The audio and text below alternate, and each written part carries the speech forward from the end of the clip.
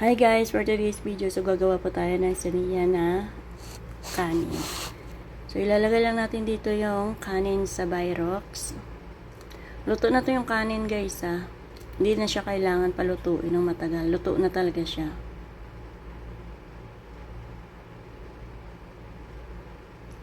Yan. Tapos ilalagay naman natin dito yung karne. Nagisa ko na to yung karne, kaya ilalagay lang natin siya sa ibabaw.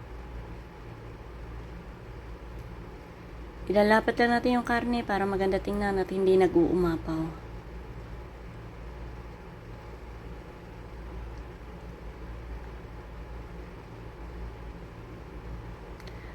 Pagkatapos niya, ilagay naman natin yung sauce na ginawa ko kanina.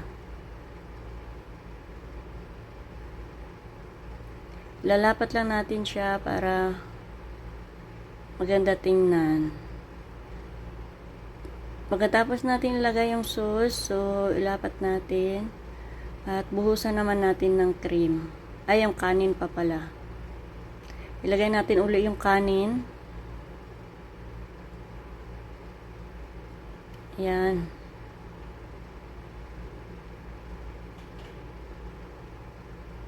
Matapos nyan, fast forward, ito na nga siya, lalagyan natin ng cream.